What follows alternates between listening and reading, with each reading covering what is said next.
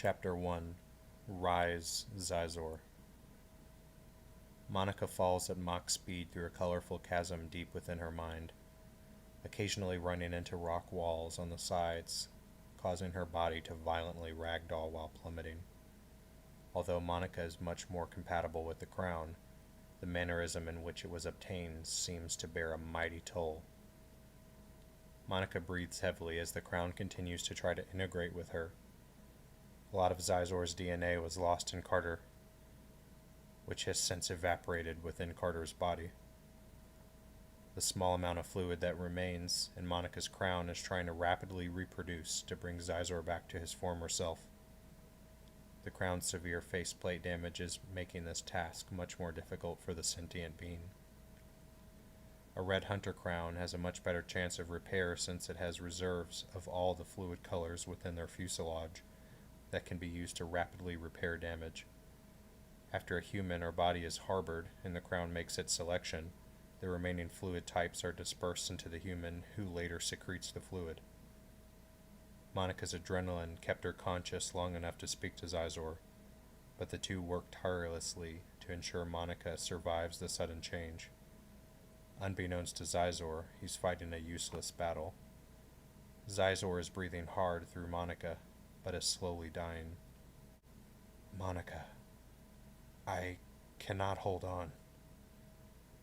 Normally I would go through the arduous task of having myself reborn through another crown, but Monica, I have grown to like this human. Monica smirks in her unconscious state. Monica, if you can hear me, you have to fight. I likely would have died, even if you didn't sever me from Carter. But without your focus, we will both die if something doesn't. Xizor is interrupted by a faint beating sound. The confused Xizor runs a scan through Monica's body to check on her heart, but her heart is beating much slower than this other beat, that beats like a drummer rapidly beating his drum. No, this beat was coming from her stomach. Suddenly, Xizor feels an intense pulse, and Monica is shook awake. Xizor's leader fluid is also instantly refilled. They both feel instantly rejuvenated, and Xizor's crown begins to rapidly repair the faceplate. Monica slowly falls back asleep, and her body begins to adapt to the crown as if she was harbored for the first time. The silence leaves Xizor stuck with thousands of thoughts racing through his mind. What happened to us? I was panicking, and now my fluid is back? The All-Father's etchings never spoke of such a fix, but he spoke of every single possibility and outcome. Response efforts if the military attack, how to handle a nuke, potential diseases, everything. Wait, he did speak of something. Another way to take over and achieve our mission, but he... What was it? Monica asks. Monica, you should rest. Let the crown continue to... You felt it too, right? She interrupts. A pulse, yes. We were near death. An intense vibration brought me back, and my fluid returned. Not that silly. I didn't notice anything like that. For the first time since I conceived, I felt the baby move. Impossible. It hasn't even been a week. Xizor scans Monica's body again and notices that the embryo he sensed has now tripled in size, but was hard and shaped like a diamond. Intense vibrations emit every few seconds. Monica, It's okay, Xizor. I know it probably isn't human. I love it the same. It's mine, and it's alive, and I will protect it at any cost. Monica, this is something we will need to discuss later, which we absolutely must. But do not forget, we will have company very shortly who will not take kindly to your surgery. Then we slaughter them now. Don't even give them a chance. She says as she lifts her hand. Comets, right? How do they work? Relax, Monica. We can't just... Actually, that might be smart. None of them would expect my property would work from down here. We can barrage them from this cell and just use the rubble to climb up. Or we'll just need to wait a bit longer. Sit down a sec. Monica promptly sits. We should have time. If I disperse my fluid into you now, I can make the crown go through rapid repairs. Based on the damage, it would take an hour or so. Are you asking me permission for something I know you can do against my will? Cute. Well, it's... Do it. she says. Xizor obeys and starts the process. While we wait, finish what you were saying about the Allfather? I guess I promised you I would tell you all that you desire to know. We will speak of the mission he laid out for us at another time. It's too much to talk about now. But he spoke of an alternate way to achieve the same goal our mission would bear. But without explicit details, he mainly just warned us against it, and that doing it would warrant consequences we would not be prepared for. Did he say what it was? No. Again, it seemed more like a slip-up, something he didn't mean to inscribe. You never met your father? No.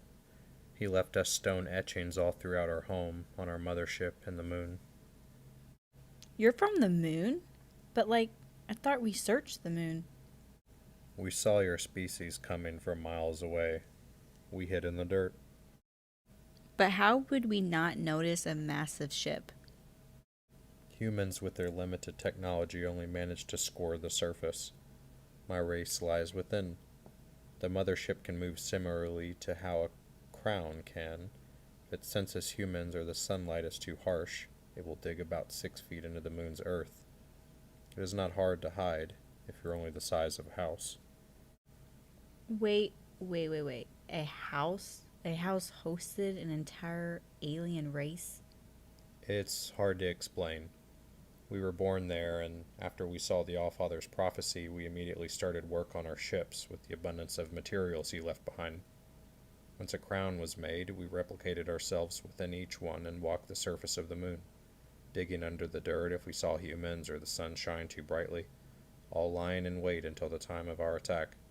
But that doesn't make any sense. Monica exclaimed. If I'm understanding you correctly, then your ships are the crowns? You are understanding me correctly, then. Then you would have to be tiny. We are. Super tiny. My race, the Miatz, are about the size of bacteria here on Earth. I'm beyond lost, Xizor. This is a lot. I tried to warn you. Well, we're partners now, so tell me more another time, 'kay? Yeah, fine. I kind of feel sleepy, and based on your plan, our plan is about to get loud. Wake me up if anything happens, alright? I will, but be ready. Scoffin is unpredictable. Monica quickly falls asleep as the crown works fast on repairs. After repairs are complete, I'll need a bit more time to get my fluid back so I can use my property to destroy all the ground above us. One big comet will do the trick. Hopefully it kills that smug Malkov. He should be dust for the trouble he caused me. Well, in a way, I guess I should thank him. Monica is perfect. This baby. It must have something to do with the backup plan Master warned us about. I don't know whether to be frightened or thrilled that we may have a backup plan to use if the others try to stray from the path. So much sacrifice has been made. They will listen to the Allfather's will if I have to force them. The Allfather gave us the blessing of free will, unlike the others. He will not be betrayed. The backup plan is not even an option to ignore. Monica will not let anything happen to this creature, and neither will I. I wish I just had Zafson's property. We could just atomize out of this shitty cell. Speaking of fluid, how did the fluid refill like how it did? The offspring must have played a part. This egg seems to be radiating an intense amount of energy, and based on its rapid growth, it will need to come out in a couple of months. Xizor uses Monica's hand to feel the stomach. Something tells me that pulse was mere happenstance. I doubt I can call upon it again, as useful as that would be, unless that is the power of this egg. I wonder if it sensed the peril our body was in and healed us. I guess only time will tell. My priority is keeping the three of us alive. 30 minutes pass as the crown finishes its repairs. The smell of burnt metal fills the room. Xizor tries to wake Monica when suddenly he hears the elevator called. The massive cables start pulling the elevator to the top floor. Xizor frantically tries to awaken Monica. She awakes with a start, for the sound of the machine reverberates throughout the small cell. Monica and Xizor start to panic as they hear the elevator stop briefly before beginning to descend. What do we do, Xizor? She asks in desperation. Xizor assesses his fluid, 8% to max capacity. How good are you with your hands? He asked. The elevator rattles get closer. As in? Combat. I mean, I took self-defense class in high school like 15 years ago. Good. I'll imbue you with the fluid I have left. Buy us some time. Wait, Xizor. No response. Damn it! She yells. The elevator dings and two large men in Elim 8 garbs enter wielding syringes. They see Carter's feet in the dimly lit room and cautiously approach, but not without haste. Suddenly, Monica erupts from behind and kicks one of the men in the scrotum with a blue fluid-imbued foot. The impact of the kick caused the guard's genitalia to completely rupture. The soldier collapses in agony as the other stares in confusion. He charges after Monica. She stands in a striking pose as the soldier lunges forward. She kicks at his head, but with Xizor's low fluid, the weight of the crown forces her to lose balance. The grunt tackles her and harshly takes her to the ground with him on top, pinning her down. Monica scrambles to get him off to no avail. Weighing in at 300 pounds of muscle, she quickly realizes how lucky she was to be able to disarm the other grunt. The grunt blocks Monica's jabs as he tries to inject her with the unknown fluid. During the scuffle, the grunt adjusts his pin, which causes his elbow to dig into her stomach. The enraged Monica focuses Xizor's DNA in her right hand, and she injects her sharp fingers into the grunt's face like a bowling ball. Before the grunt can even react, she rights herself, and with all her might, she rips the top part of his head off. The other scrambles to get away, but Monica stamps his face until it caves in. She drops the bloody head and caresses her petite stomach while repeating, I'll be okay, little one. She heads for the elevator when suddenly a familiar face slinks his way from the shadows of the unlit elevator. Scoffin enters the cell with a maniacal look of interest in his eyes. My, we have quite the development here. Your species are quite interesting, but this is beyond my expectations. Surviving a reattachment? These crowns are impressive. As are you, Miss Talco. My name is Monica. No matter. Your experiment begins soon. Carter, Monica, a child. It matters not who I dissect. I do wonder, though, how might this change affect your offspring? Monica charges at him when suddenly she collapses.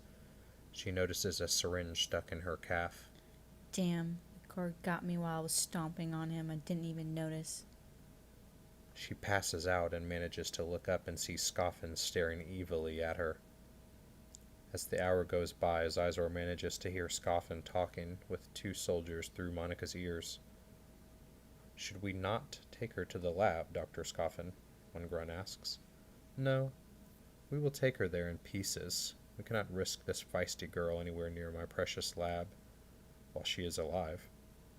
Plus, if she gets loose up there, she can use her power to make comets rain on everything. She will be too much to handle until Colossus goes through its needed repairs. Malkov and the others are working tirelessly to achieve this. Monica finds herself lying in the chasm again with a massive Xizor sitting in front of her. Xizor strokes her hair softly. Monica, it is now or never. Scoffin plans to cut us up any moment. Monica sits up and bats her eyelashes. Take over. Xizor smiles and lays her within the tub. Monica's body bursts with pressure and her body turns blue. The guards and Scoffin are all knocked down from the pressure. Xizor laughs. Suddenly the whole cell begins to violently shake and the lights begin to flicker in and out. A massive comet struck above ground the size of a school bus. The massive impact destroyed all the buildings above in a 5-mile radius, including the main building the elevator was connected to. Dust and embers violently enter through the elevator door as the lift plummets to the bottom of the shaft. Scoffin coughs as he looks to Monica with rage. He lunges at her, but is buried in burning debris and rubble. Xizor braces himself as the cell is buried with Monica and him inside. Xizor extended his feet upward to allow a cubby to be formed within the debris. His superpowered legs hold up the heavy rock and metal with ease. The cubby was formed about the size of a hall closet. Once the tremors stop, Xizor begins to try to awake Monica to let her know it was done, but is overwhelmed by her beauty as her hair flows in the blue fluid and her soft cleavage is exposed. Her makeup never quite faded, which made her eyes pop more than Xizor ever noticed. The Miatz are but one sex, not male nor female, described only by the he-him pronouns only for convenience. They reproduce asexually and can rapidly reproduce the cells that make them up. They can be thousands of places at once, and are only fully conscious when 1 million or more cells gather in one place by this reproduction. My DNA exists in all hunter crowns, and I could find a new host at any time, Monica, but he stares at her sleeping body. I would never want to be away from you. Scoffin violently coughs as the rubble around him pins him to the hard, cold ground. Damn sentient.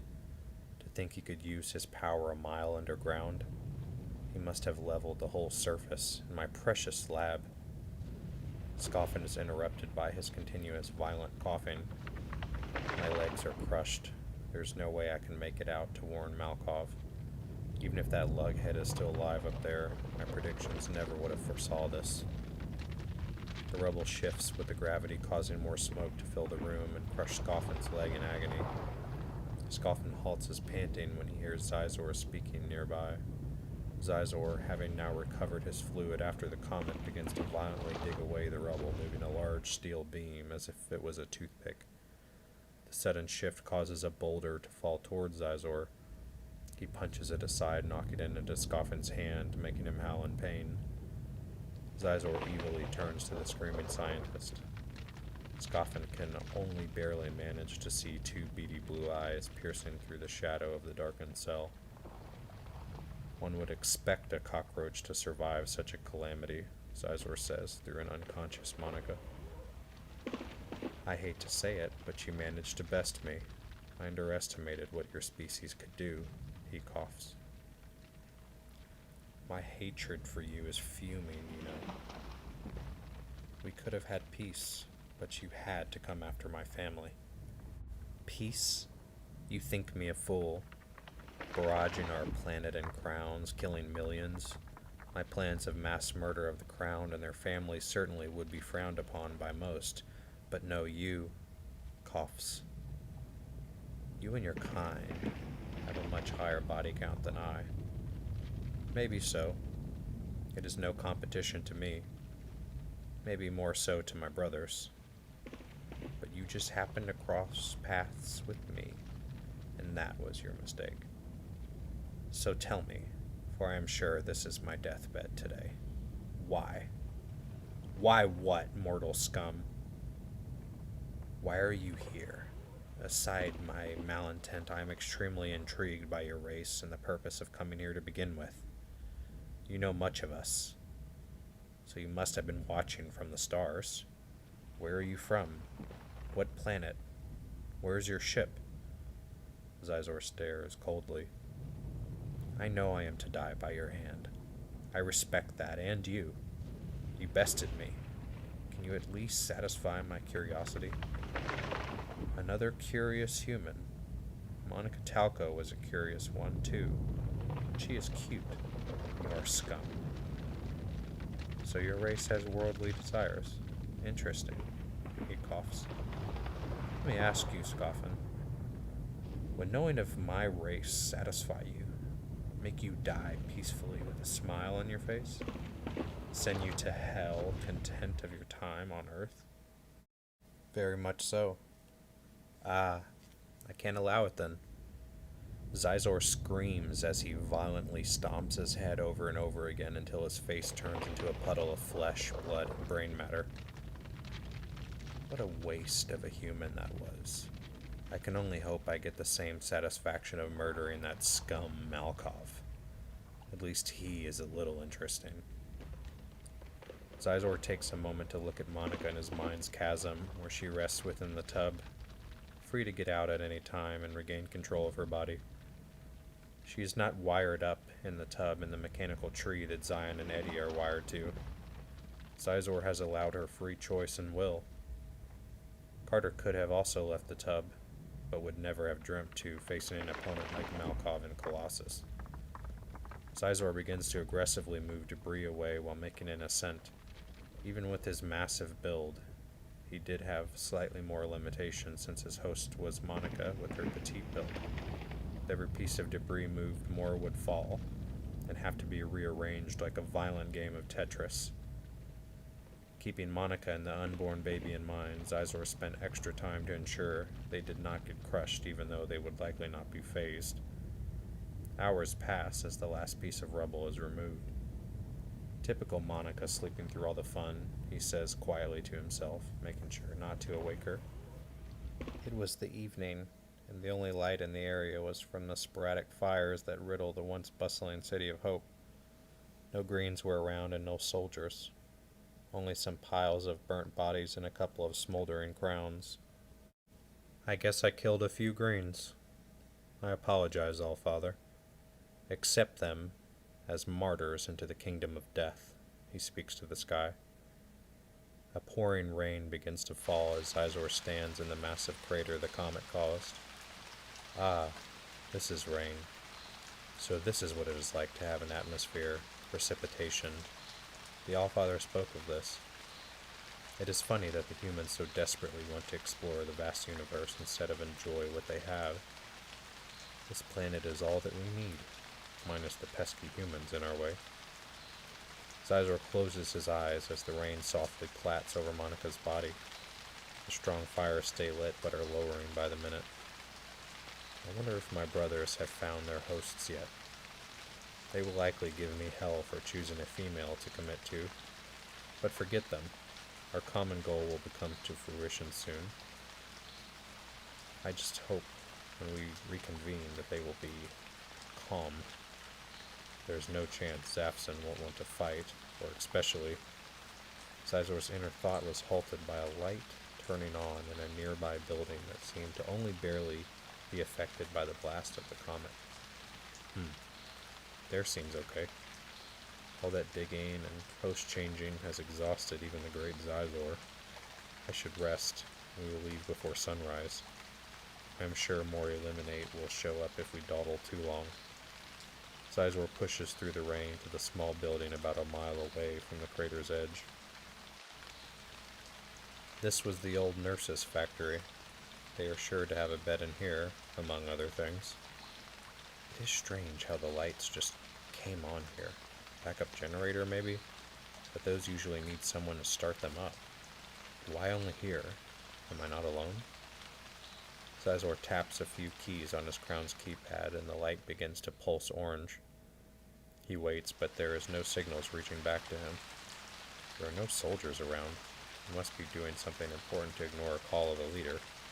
Surely they haven't been claimed by my brothers yet. In fact, there are no crowns around. So does that mean... Excuse me, a quiet voice speaks. Xizor violently turns around with fists raised to see the battered-up nurse staring at him in awe and fear. Please, don't strike me. I am no threat. Yes, clearly. Was it you who turned on the generator? Oh, yes. After the blast, the power went out, and our patient, who was on oxygen, was no longer able to breathe.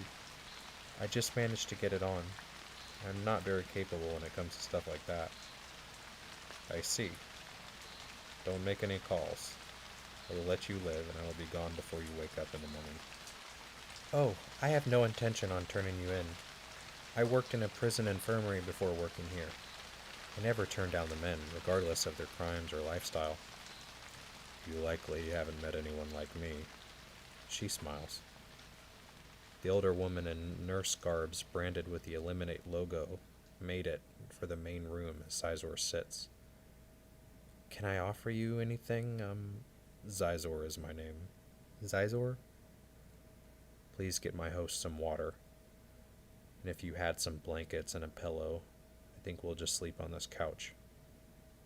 Are you sure? There's a bed in the back. I am certain. I want to be close to the door in case we need to run. No problem. I will return shortly. The nurse returned with a few blankets, water, pillows, and some salty square crackers. Thanks. So why are you helping someone who is actively taking over your world? I told you already. Crimes don't matter to me. Life was never forever. I have no family to protect, so I can only choose to make those around me happy. That is beautiful. Monica speaks. Well, good morning, miss, the nurse replies. Indeed, I found this place to hunker down in for the night, Xizor replies. Good thing. One more night on the cell floor was going to kill me. Oh, you poor thing. A pregnant woman on the ground? Eliminate sure can be savages when it comes to the crown. Yeah. Monica agrees. Hey, miss.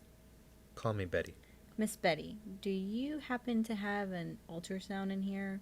You know, to see the baby, make sure it's okay? Say no more and follow me. Monica giggles as they follow after the nurse into the another room. As they walk through the hallway, they notice a silhouette of a man wrapped in bandages, breathing heavily, but continued after the nurse. Monica sits in the chair as the nurse begins to prep the ultrasound and the jelly. Is this the code like it is in the movies? She asks. Maybe a little, the nurse giggles. The nurse begins to slather the jelly on Monica's belly. I can probably get you some clothes after this, sweetheart. That bra looks like it's going to burst any second, the nurse says. That would be lovely, Betty. Betty begins looking for the baby. You know, Betty, you don't have to be against us. You can become a crown and join us, you know. Monica speaks. Monica as forward as ever. Maybe. Oh, look, I found it. Monica's eyes dart to the screen. The diamond-shaped embryo pulses softly as veins seem to be protruding all around it, connecting all over Monica's womb. Don't ask me if it's a boy or girl. Betty laughs as they clean up her stomach. Let me get you that outfit I promised, Betty says as she leaves the room. It is as you said, Xizor. Not human, but ours, all the same. Monica grasps Xizor's large hand in her mind's chasm and smiles. I sure hope Betty lets us crown her. Yes, she would be helpful as a green. I knew you had a soft side. Monica giggles. Betty returns and hands Monica her clothes. Put these on and I'll be right back. I'm going to check on the other gentleman. Okay. Monica exclaims as she strips off her tattered clothes and slips on the nurse's baggy clothes. Betty shortly returns. Sorry, they may be a little big on you. I'm not as slender as I once was. Not a worry, ma'am. I was freezing. So, have you put any thought into joining us? I have. I have lived a long life on Earth. I lost my parents and was even married once. I'm ready to rest, even if it means death someday. My ideal life would be to peacefully pass away after maybe gardening in a little country home.